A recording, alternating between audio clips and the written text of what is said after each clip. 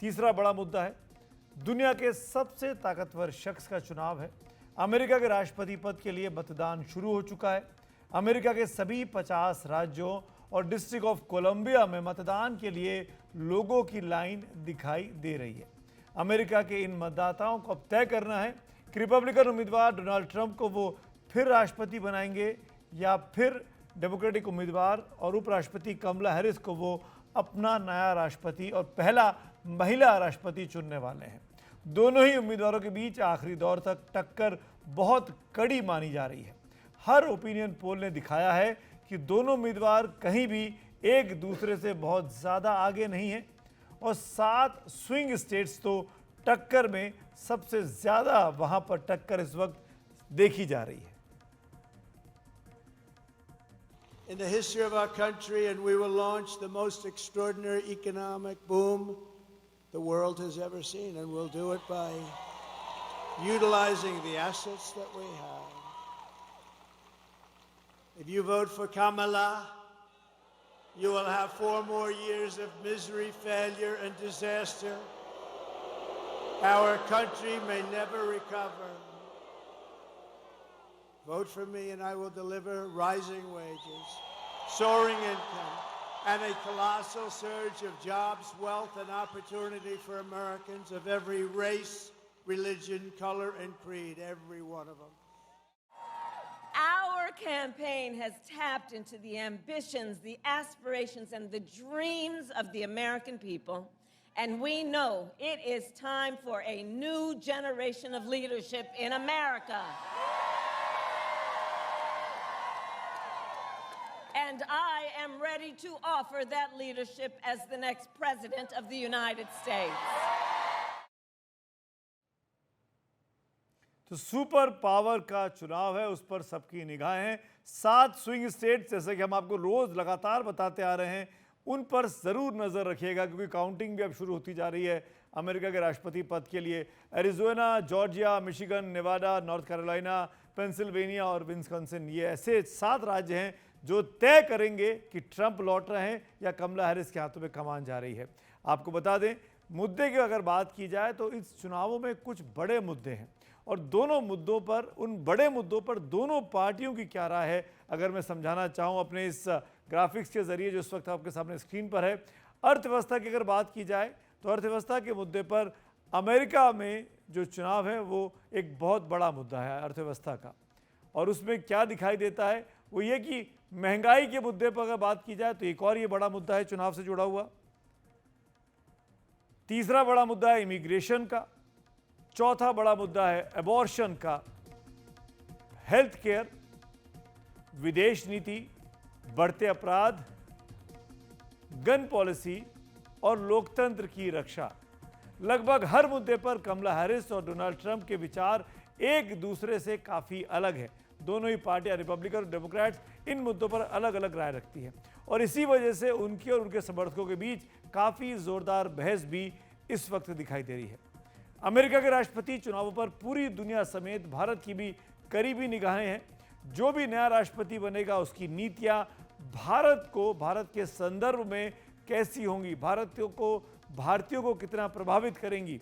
हमारे लिए ट्रंप और हैरिस की जीत के क्या मायने होंगे, ये समझने की और समझाने की आपको कोशिश करता हूं। जो ग्राफिक्स होंगे उसके मुताबिक अगर बात की जाए इमिग्रेशन का मामला, अगर इमिग्रेशन की नीति की बात की जाए तो भारत के हित में होगा कि कमला हैरिस चुनाव जीते। अगर ट्रंप जीतते हैं, रिपब्लिकन जीतते तो भारत के लिए मुश्किल होगा क्योंकि रिपब्लिकन के हमने पुराने रिजीम में देखा था ट्रंप के कि काफ़ी ज़्यादा वीज़ा नॉर्म्स बना दिए थे, बहुत कम हिंदुस्तानियों को वीज़ा मिल रहे थे।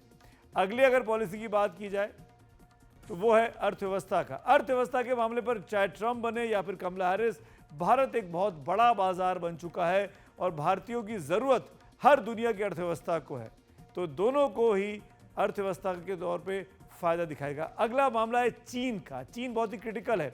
चीन के संदर्भ में अगर बात की जाए, ट्रंप बनते हैं तो ट्रंप को चीन पसंद नहीं है, तो चीन की जितनी अमेरिकी कंपनियां वहाँ गई हैं चीन में, वो शायद व्यापार करने भारत पहुँचेंगी, तो ट्रंप के राष्ट्रपति बनने से भारत का फ़ायदा हो सकता है चीन के संदर्भ में।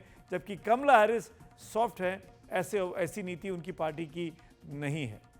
अगला मामला है अगला मुद्दे इसकी बात करेंगे वो रूस को लेकर है। रूस पर ट्रंप चाहते हैं कि युद्ध रुक जाए, जो रूस और यूक्रेन के बीच चल रहे हैं, वो कई बार कह चुके हैं। और युद्ध अगर रुकता है तो भारत को बहुत फायदा होगा, क्योंकि रूस से भारत के लगातार व्यापारिक संबंध चल रहे हैं। भारत वहाँ से तेल ले रहा है, भारत वहाँ से गेहूँ ले रहा है, और ऐसे में अमेरिका और अमेरिका के तमाम साथी देश जो हैं वो भारत पर प्रेशर क्रिएट करते हैं, वो प्रेशर खत्म हो जाएगा। जबकि जो डेमोक्रेटिक पार्टी है, जो अभी भी सत्तारूढ़ है, जो बाइडेन और कमला हैरिस की, वो ऐसा नहीं सोचती और वही भारत पर दबाव बना भी रही है। अगला मामला करते हैं, अगले मुद्दे की बात करते हैं। यह है पश्चिम एशिया को लेकर। पश्चिम एशिया में लड़ाई चल रही है जो इजराइल के बीच में है और लेबनान के साथ हो रही है, इजराइल और फिलिस्तीन के बीच में हो रही है। उस मुद्दे पर दोनों पार्टियां, चाहे कोई भी राष्ट्रपति बने, भारत को उसमें कोई फायदा नहीं है, क्योंकि इस पूरे मामले को लेकर दोनों पार्टियां चाहती हैं कि वहां पर इजराइल का वर्चस्व बना रहे। अगला मामले की बात करते हैं और वो है H1B वीज़ा को लेकर। H1B वीज़ा को लेकर ट्रंप की पिछले रिजीम में हमने देखा था कि ट्रंप बहुत स्ट्रिक्ट हो गए थे वीज़ा को लेकर, जबकि जब से डेमोक्रेट्स आए वो मामला राहत का हो गया। तो ऐसे में H1B वीज़ा अगर भारतीयों को चाहिए तो डेमोक्रेटिक पार्टी को चुनाव जीतना चाहिए। ये भारतीय लोग ऐसा सोचेंगे जो वहाँ जाना चाहते हैं। रक्षा क्षेत्र की बात की जाए तो दोनों पार्टियां, रिपब्लिकन और डेमोक्रेट, भारत के साथ रक्षा संबंधों को मजबूत करना चाहती हैं, इसलिए भारत के लिए फायदे का सौदा होगा, चाहे कोई भी राष्ट्रपति क्यों ना बने। अगला मामला है रक्षा क्षेत्र के बाद और वो है टैरिफ का, यानी कर व्यवस्था का। ट्रंप बार बार कह चुके हैं कि वो अमेरिकी हितों का ध्यान रखेंगे, यानी अमेरिका के हित में अगर होगा तो भारत पर अतिरिक्त कर लगा दिया जाएगा, जबकि ऐसा डेमोक्रेट्स नहीं बोल रही हैं, कमला हैरिस नहीं बोल रही हैं। तो ट्रंप अगर जीतते हैं तो टैरिफ के मामले में भारत का नुकसान होने वाला है। ये कुछ मुद्दे, और इसके बाद उन मुद्दों पर क्या राय है, अमेरिका के राष्ट्रपति चुनाव में क्या रुझान दिख रहे हैं, इस पर हमारे साथ बात करने के लिए दो खास मेहमान जुड़ रहे हैं। हमारे साथ हैं जीनिया बहल, वहाँ की हमारे साथ लगातार रिपोर्ट करती रही हैं, वहाँ मौजूद हैं, और साथ में ORF के स्ट्रेटेजिक स्टडीज़ प्रोग्राम के डिप्टी डायरेक्टर विवेक मिश्रा। विवेक, आपका भी बहुत बहुत स्वागत है। और हमारे साथ पत्रकार हुमा अंसारी भी वहाँ से जुड़ने वाली है। लेकिन पहले मैं विवेक आपके पास आना चाहता हूँ। वोटिंग हो रही है, काउंटिंग वीकेंड से शुरू हो चुकी है। विवेक, का क्या फीडबैक आ रहा है शुरुआती तौर पर, क्या लग रहा है? देखिए, काफ़ी अर्ली वोटिंग भी हो चुकी है यहाँ पे। करीबन 8 करोड़ अर्ली वोटिंग हो चुकी है। और आज तो काफ़ी आज रात तक पोलिंग खुली हुई है, तो अभी कहना मुश्किल है कि कैसा रुझान होगा। लेकिन जैसा आपने बताया अपने इंट्रोडक्शन में कि स्विंग स्टेट्स काफ़ी इम्पोर्टेंट हैं, और ख़ासकर मेरे समझ से पेंसिल्वेनिया ख़ासकर इम्पोर्टेंट है, क्योंकि वो स्विंग स्टेट्स में सबसे ज़्यादा इलेक्टोरल कॉलेज वोट हैं 19। वो जो ले जाएंगे, आई थिंक रुझान उन्हीं की तरफ और विक्ट्री उन्हीं की होगी, ऐसा माना जा रहा है।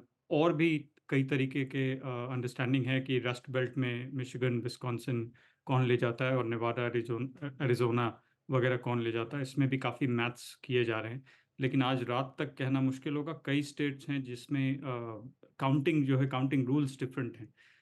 पेंसिल्वेनिया में खासकर आप अगले मेरे ख्याल से 20 घंटे तक तो कोई ऐसा ऐलान नहीं किया जाएगा, क्योंकि काउंटिंग थोड़ी वहाँ लेट होती है। कई स्टेट्स हैं जो जल्दी काउंटिंग कर लेते हैं। तो रुक कर देखना पड़ेगा कि क्या होता है। लेकिन जैसा आपने कहा कि एकदम टक्कर की रेस है, और बिल्कुल एक फ्यू थाउजेंड्स वोट से डिसाइड होने वाला है कि ये किधर जाएगा इलेक्शन। राइट। जीनिया मेरे साथ हैं, और जीनिया मैं आपको देख पा रहा हूँ आज आप आउटडोर हैं, खुले में हैं। क्या मैं पूछ सकता हूँ कि आप वोट करने गई हुई हैं क्या? Am I right? जी, exactly, actually just got my sticker. So मैं यहाँ पे मैं ज़रा अपना कैमरा एक सेकंड फ्लिप कर देती हूँ। तो आप जहाँ देख सकते हैं, मैं एक्चुअली पोलिंग स्टेशन में आई हुई हूँ। वहाँ पे सामने मेरे ट्रम्प के सपोर्टर खड़े हुए हैं, दूसरी तरफ हैरिस और वॉल्स के सपोर्टर खड़े हुए हैं। तो ये ओहायो में एक छोटा-सा चर्च है जो बिकॉज़ ऑफ कोर्स इलेक्शंस एक पोलिंग स्टेशन बनाया गया है, और जैसा कि आप देख रहे हैं, लोग आ रहे हैं और मतदान दे रहे हैं। तो हाँ जी, मैंने आज जी। अपना मतदान दे दिया। I did not participate in early voting. Over 70 million people have already cast their votes. But जैसा कि my fellow panelist said, there are those swing states will eventually decide, and likely you know very small margin से जो भी candidate जीतेगा वो जीतेगा पर the electoral college, क्या आप राइट? सो एंटिसिपेट दो कर रही स्विंग हैं स्टेट्स जीनिया कि स्पेसिफिकली पेंसिल्वेनिया। जी। इस बार पोलिंग ज़्यादा होगी पिछली बार के मुकाबले, 4 साल पहले जो हुआ था? आपका कहने का मतलब है more people will cast their vote या यस ज्यादातर हम लोग मतलब ये क्योंकि जब बहुत क्लोज Okay. कॉन्टेस्ट होता है तो ऐसा देखा गया है अमूमन इंडिया में उनको अपने आदमी को जिताने के लिए ज़्यादा लोग बाहर निकलते हैं तो जो पोल परसेंटेज होता है वो बढ़ जाता है। इज इट वहाँ भी ऐसा ही है क्या या नहीं है या पब्लिक कंफ्यूज है? जी एक चीज मैं बताना चाहूंगी उस पे मैं I do not know much about that specific issue, but I'd like to say one thing, right? There's a lot of misinformation, especially in this election, and Trump has repeatedly, जो वो कह रहे हैं कि there has been voter fraud, there has been electoral fraud, and some are saying that this election, very likely the Supreme Court might in fact certify, this election. अगर मामला बहुत ही गंभीर हो गया, especially after today, right? कि states refuse to certify the elections. लेकिन extra precautions have been taken to ensure that it's a free and fair election. That ballots are being casted. That one person is not allowed to cast their ballot twice. जैसा कि कहने में आ रहा था. There was a lot of discussion about illegal immigrants casting vote, right? Citizens only being allowed to cast vote. There was a lot of debate about that. तो उन सब को ध्यान में रखते हुए precautions have been taken. जी But जीनिया there is also a lot एक of क्वेश्चन और लूंगा misinformation. मैं आपसे because you are a voter now, आप अमेरिकन है, इंडियन अमेरिकन है, आप वोट करने निकली हुई हैं और आप मेरे शो में कुछ महीने पहले डिक्लेयर कर चुकी हैं कि आप डेमोक्रेट हैं, आप अनाउंस कर चुकी हैं। तो लेकिन मैंने अपने कवरेज के दौरान यहाँ से कई सारे अपने फ्रेंड से बात की जो अमेरिका में सेटल हैं, जिनके पास वोटिंग पावर है आज की डेट में। कुछ लोग मैंने देखा बीते 4-5 महीनों में वो पर्टिकुलर पार्टी से इंडिपेंडेंट हो गए, उन्होंने अपना स्टैंड बदला। क्या आप भी उनमें से हैं या आप are you still a Democrat? See, the thing is, do I disagree with Kamala Harris on some of her policies or on her, some of her policy proposals and what the Biden administration has done so far? बिल्कुल, मैं हाँ बोलूँगी. I do disagree.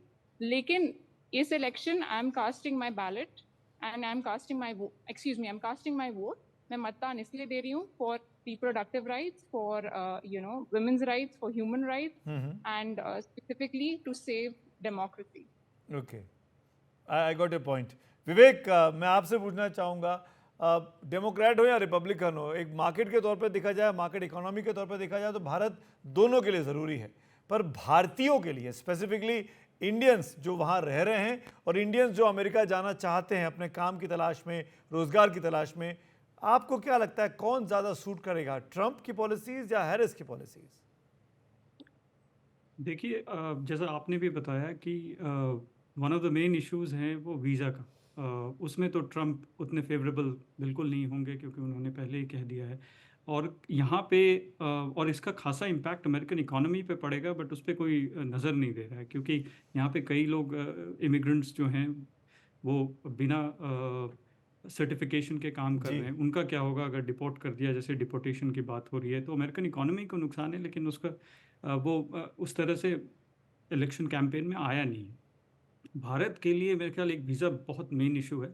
दूसरा, tariff की बात की जा रही है। मेरा मानना है कि ट्रंप अगर ऑफिस में आए, ये 10% जो ब्लैंकेट टैरिफ की बात कर रहे हैं, ऐसा नहीं करेंगे। वो he is more pragmatic than that, बहुत सेक्टोरल अप्रोच लेके और किसी किसी इश्यूज़ पे भारत को प्रेशर कर सकते हैं, जैसा लास्ट टाइम हमने देखा Harley Davidson was an issue.